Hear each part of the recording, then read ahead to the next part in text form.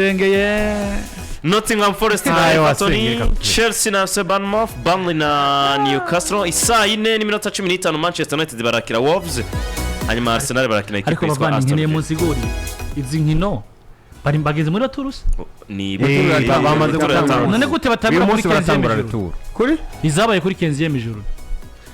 izi zabaye kuri 15 ijoro Premier League bo nta bintu byo kuvuga ngo hari calendrier phase hakaba na calendrier phase retour kandi bayisohora rimwe pour diba isokera rimwe si bya bindi bavuga ngo urumva ni juna 19 duhindura ngo ni juna 19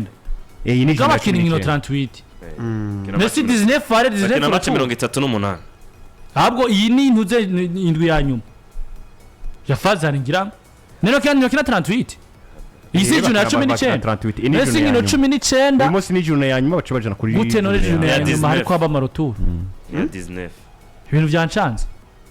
hakaba marotour byagucanze gute se bageze ku ndwi ya 19 bakina inkino 38 bo equipe imwe kiri inkino 38 sivyo ikina 19 muri are 19 muri rotour iyi jurune bageze ku ni ya 19 so ko iyi jurune kubiharo jewe na kariki needs yari jurune ya nyuma ya fazi hari mugabo mukuri kw'ibihari mbona ari jurune ya mbere ya fazi bivanye nuko jurune ya 15 Arsenal bwa mbere bari bakinye na Aston Villa izi zose zakinye kunyene zakinye Sandarende Man City yatsinze Sandarende 3-0 Man U itsinda Wolves muhira Chelsea na niye bakira ninde ni Bournemouth baranganije busaka ubundi bwa cha Bournemouth sivyo Newcastle Burnley Newcastle rimwe yatsinze Burnley de ico gihe Liverpool na iyi ni ya junior Liverpool narize banganje 3-3 sio bari kumwe bo bazokina ro promo bazokina ro promo ejo ntibazokina bazokina ro promo bazotanga bonus Leeds Liverpool bitatu Boxing Day izoba Brighton West Ham kimwe kukindi ekipe ya Crystal Palace yari yatsinze 2 kuri kimwe Fulham hanyuma Man yitsindwa 4 na kwitsinda 4 kuri kimwe ni match za retour ni match za retour ariko duhere kuri aka match k'isatatu 30 afise Bournemouth heruka gutsindwa 4 muri weekend Chelsea heruka gukubitwa bitsindo 2 na ekipe yitwa Aston Villa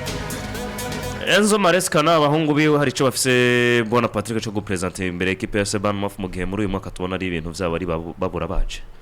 ibintu bya Chelsea biragoye cyane mugabo ni imwe muri ekipe zimaze kutwereka ngo hari gihe baza biteguye bagatanga akazi kadasanzwe ni match ya Chelsea basanzwe bagaze mu kibanza cya 5 muri Premier League bagiye gukina na ekipe ya FC Bournemouth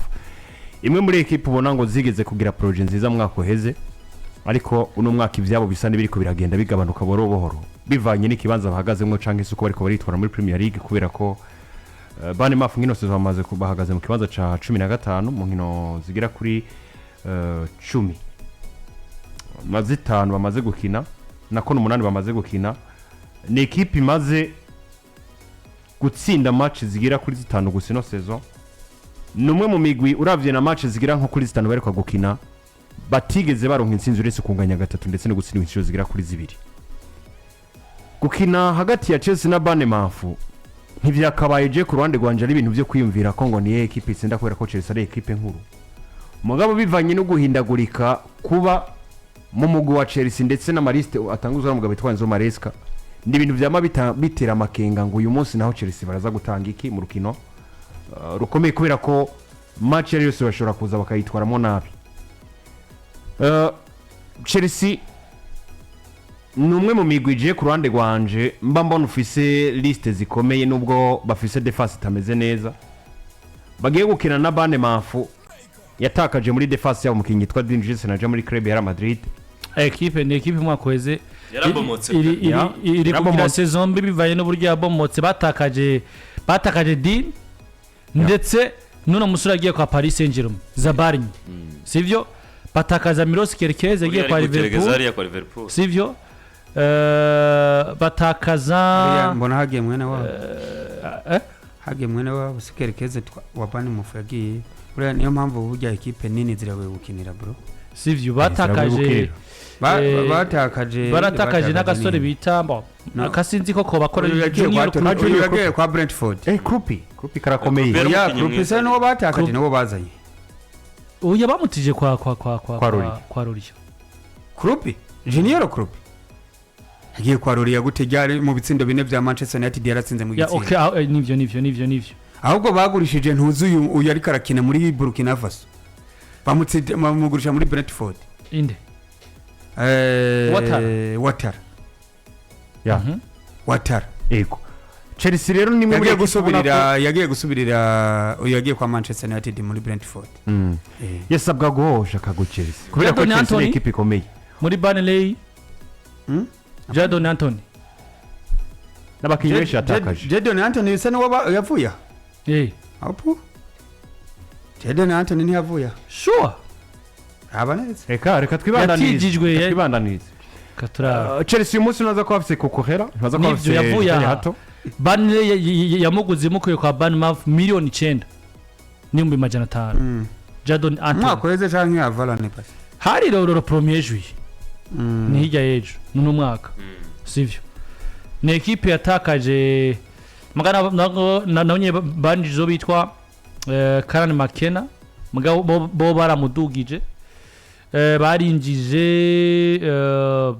ba Petrovic kwa Chelsea Petrovic no muzamu wabo kuko mu mwaka weze basame Dor de Petrovic wabasamira no yari kwa Arsenal wa kabiri sivyo Kepari za baraka uwo munsi Chelsea niza ko ifise kokohera ntiza ko ifise Joel Hato niza ko ifise Kore Palmer umwe mu bakinyi beza babo ariko kandi ufise ntiyasubiriwe na Steva Ojari akiza akaba ariko yavuze umumenyereza yavuze ko atakibazo arashobora kuba ameze neza yamukuyemo gusaruka mubwiye ko yumva ububabare gusa busanzwe none uyu munsi ntibirabasiri ko aza gukina nubwo amakuru ataramara gusohoka neza kubijanye na list iza gutangura mu kibuga uyu munsi je novuga ko list ugerageje kuraba bafise muri Chelsea ya list yari hejuru ya equipe ya Bournemouth ifise umudefenseur mwiza yitwa Senesi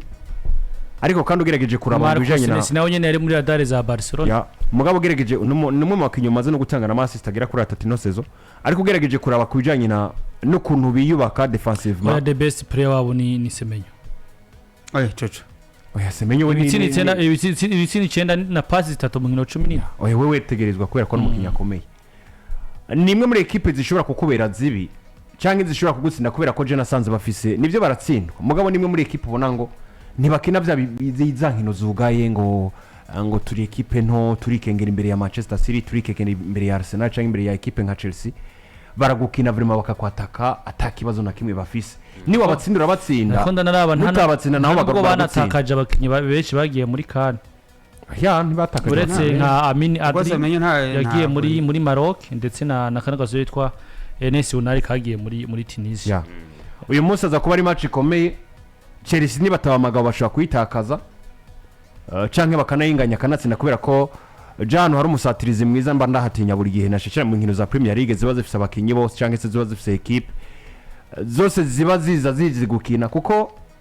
urashobora kuraba equipe ya nyuma muri championnat yiri kurakina na equipe ya mbere muri championnat muri Premier League waraba ubushobozi nivyo bariko baratanga mu kibuga ugatangara kuko ni migwi yose ubona ifise inguvu ifise ishaka abakinyi beza ariko igitsindo gime gishobora guhindura kuru ya match yose rero je kurande gwanje mbona ko namahirwe ari kwa Chelsea mugabo ni basamara bashobora gutsindwa match uno munsi uretse ngirago nkibihe kuko ino equipe imaze inkino zishika kuri zitane itazi gutsinda Bournemouth batsinzwe Brentford muri weekend bine kimwe bari banganije na Burnley kimwe mugabo bari banganije na Man kuri Stamford Bridge nako kuri Old Trafford bine bari banganije na Chelsea kuri 15 nabivuze mugabo kuraba ni imwe mu migwi Chelsea niyo banakinye ngo ibatsinde ibatsinda ibitsindo bike kuko ubwo Chelsea iherwa gutsinda ino equipe ya Bournemouth hari tariki 14 z'ukwa 9 2024 kugwa cha Bournemouth Chelsea batsinda kimwe kusa cha Christopher kuko ahandi ugeje kura nk'inkino mvango zabahuje zibiri ziherutse banganije bibiri ku bindi Stamford Bridge match ruturu muri sezi heze na match are kwa Bournemouth ubusa bibiri ku bindi Chelsea igomba ife yahemeye mu izose Bournemouth sivyo Bournemouth ni equipe igoranye rega mu bamenyereza bese Andoni Layo iki gihe hari mvange yari gifise muri defense ba Dini Hussein ko ni mu mwaka uheze yari gifise ba Dini Hussein na Zabarinyi yari gifise Miros Kerekeze bari bahari ba Ryan Christie sinzi no musaracariyo Ryan Christie beza ine equipe ifise akati yo kwitondera Ryan Christie uwo bita Marcus Travenier uwo bita Justin Kluivert Evanilson canke Krupi hatangura mu muri abo Justin Kluivert ni mu bicara Kluivert n'umuntu na Evanilson burya n'umukinyi umwana wo muri legend wa Barcelona Patrick Kluivert umukinyi mwiza pe bisobanura ngo ni imwe mu migwi ikunda kugora Chelsea kandi Chelsea nayo no munsi ya Enzo Maresca ni equipe utokwizera ngo yize inkino zibiri nivyo batsinzwe na Aston Villa peu importe inkino Aston Villa rimaze idatsindwa nibihe bari barimo mugabo kuza Stamford Bridge mitigahera utsinze uri muhira atana abakinyi benshi bakufise bari mu mvune presque equipe yawe ihari kuko je ntushaka kumbwira ngo defense ya Chelsea ko Chelsea kurenzo Maresca sinzi kenshi dukunda kubona stability muri defense yo hariyo Trevor ntuzenya na Wesley Fofana iyo habuze umwe muri abo urabona ngo mbega abandi ahagarikaho ni bande mugabo nimba ni James hari iyi equipe yarigeze kina na Arsenal Bournemouth izezo Ndi ubwirige yo barigeze kina na Arsenal nakibuze kuga mu ipimire ko Arsenal se oya yarigeze kina na Arsenal ino sezo nasi wibuka aho boreka gukina gute oya agenda byibaza nyine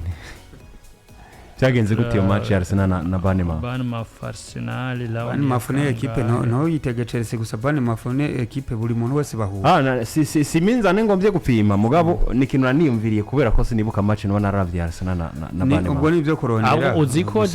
uziko je nababwiye ko bishobora kuba kurana umva kije gihura na Shakinira nibaza ca kijanye nuko zino match ziko zirakinwa za 19e nta june mbona bakinye na Arsenal pe no june ya 15 ya 17 ya 10 ntavyo mbona kweri simbona igihe bakinye na Arsenal ntibigeze bakina bafise match na Arsenal ku june ya 20 bani bafise kwakira Arsenal na 30 no ku june ya 32 ubwo ni equipe ya Chelsea igomba kwisobanura ni equipe ya Bournemouth muri uyu mugoroba ariko Bournemouth ni equipe iri dance weekend yakira Man City inde yakira Man City zizokwakira ahubwo muri Chelsea witega Bournemouth akuyitega Man City izoja kwa Man City nini biri serie izoja Etihad laba kwa Arsenal barose karata ku munota 30 karata y'umutuku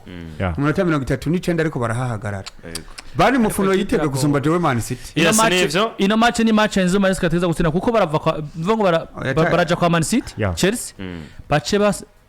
basura basohoke kwa Fulham bace baza basure kwakira Arsenal muri demi finale ya Carabao Cup nivyo ariko muri Premier League kandi saa 4 iminota 15